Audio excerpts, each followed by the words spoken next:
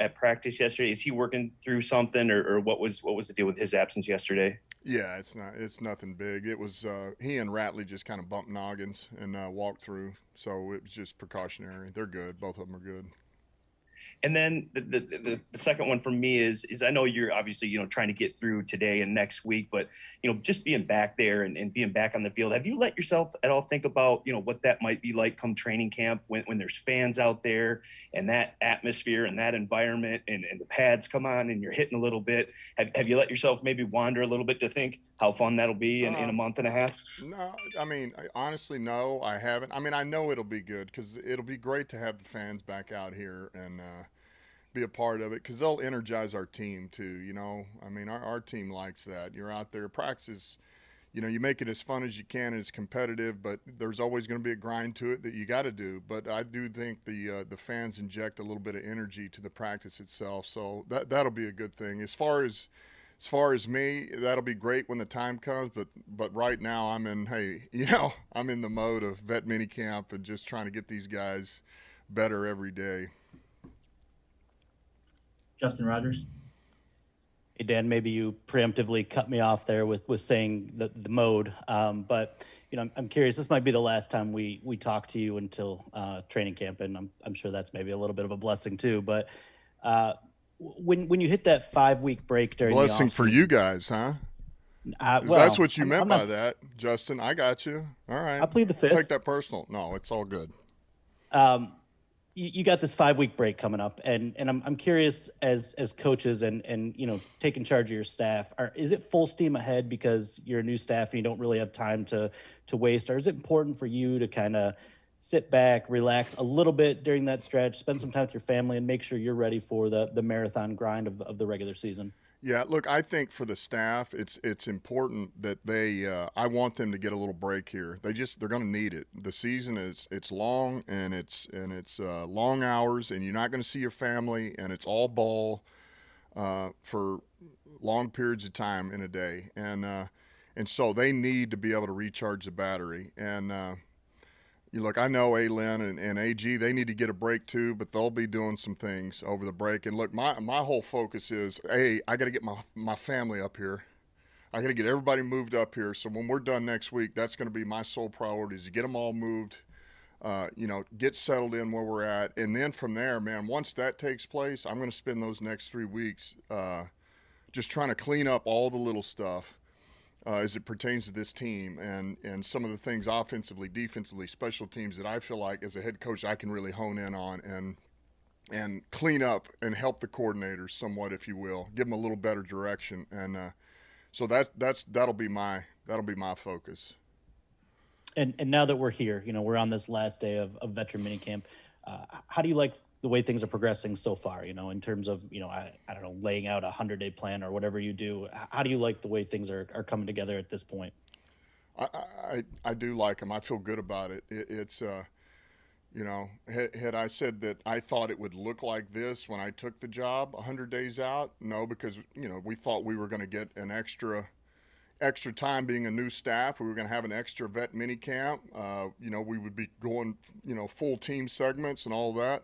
So it's not what I expected from that regard, but I can tell you this, it's been great to have these guys here. Because of this, we will be 3 to 4 weeks ahead of where we would have been had we started in training camp. And so I just bring it up again. It's a credit to our players, man, that they wanted to be out here and they wanted to put the good foot forward and they made a commitment.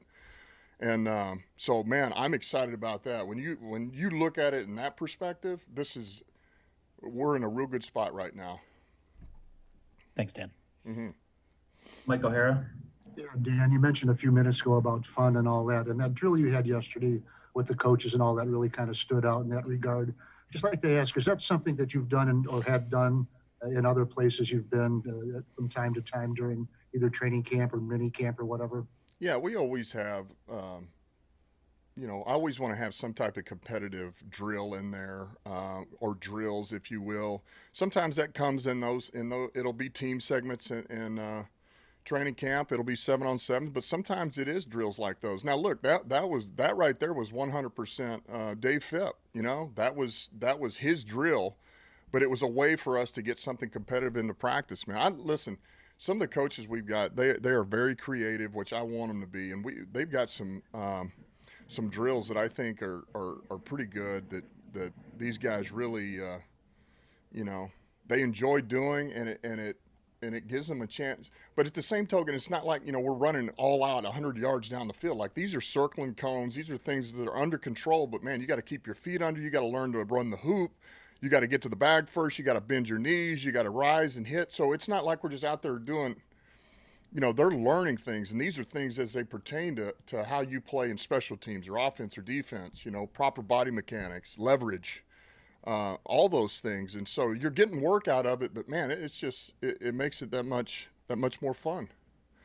And just one thing you mentioned, getting out of here after next week. What do you have planned with your team for next week, for the final segment of this off-season? Yeah, I think we'll be going very similar to what we're doing now. I would love to trim back just a little bit of the some of the early individual stuff, maybe even a walkthrough period, and get just maybe one more segment of competitive 7-on-7 or kind of release work, stacks, bunches, things like that. But I think it'll be very similar to now, and the focus will be the young guys, our players, or there again, any players that want to stick around. But it'll be our rookies and some of these 1-2 year guys, and there's some guys that I know that are staying that are 3-year vets, 4-year vets, and so this will be good. All right, cool. Hey, thanks a lot. Yeah. Dave Burkett. How many guys do you expect next week to stick around? I think we'll get about 50, somewhere in there. That's a rough estimate, but I think that's about right. Yeah. Yep. Before we go on, I just want to go on record as saying I was disappointed you and I don't know, Deuce didn't run the hoop yesterday. We didn't get to see this that. This guy's smart enough to, number one, not pull a hamstring. Number two, not without my cleats. All right, so there you go. Gotcha. Just to build on what Justin asked, you talked about obviously feeling good about, kind of where you are and what you've accomplished so far. I imagine when camp gets here, maybe you'll feel like there's not enough time. So just how far do you still feel like you have to go, I guess?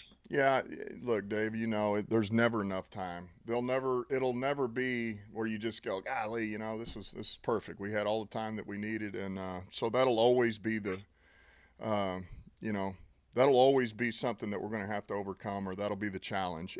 But that's what we're dealt with. And so I just think, I wish I could really give you a great answer on that, Dave, but I think for us, it's more about, look, at least here we are. We're at our last vet mini camp, and here's what we've gotten in. We've gotten in first, second down work, base and sub. We've gotten in third down work, and that's third and short to third and long. We've gotten in red zone. That's high red, that's low red, that's 2-point, and it's fourth down plays, from the 12 to the 8, which is the hardest places to score at.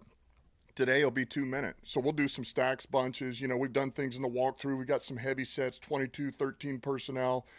And now we're going to finish with 2 minutes. So really, we kind of got we got the core in, the core of the offense and defense and special teams. We've at least kind of built somewhat of a foundation. They actually know what it looks like. And so now when you go into camp, they know what it looks like. Now we can start to really coach up the details, because look, we've thrown a lot at these guys, but, and so for me, it's just, look, to be able to know that we've gotten that in, and now once we go in, like I said, in training camp, now we can really start to hone in on the details of it. That's really my focus or my, and all I can worry about is how do we get these guys to improve a little bit every day. And no different than the season, man. We need to be a better team in week 18 than week 1, a much better team. And that is the focus more than anything else, and it'll always be about us before any other opponent.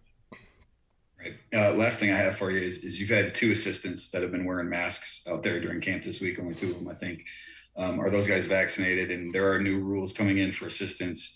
If they're not, do you expect all of your assistants to be vaccinated by camp so they can be full yes. Participants, coaching participants, I guess? Yeah, everybody is vaccinated. They are the ones that have masks. They have gotten fully vaccinated, but they have to, it's a 14-day period till they can not wear the mask, essentially. So, right. But yes, they are. So that's all good. All right, bring your cleats out today so we can see you. No, you don't want to see that. Well, you guys probably do want to see that. Thank you. All right. The two more, Larry Lage. Dan, hockey coach Mike Babcock says your preparation must match the opportunity. And you've got an opportunity now to be a head coach for, week 1 and beyond. What have you done and what will you do? I know it's a loaded question, but what have you done and what will you do to prepare yourself to be a first-time NFL coach for at least a whole season?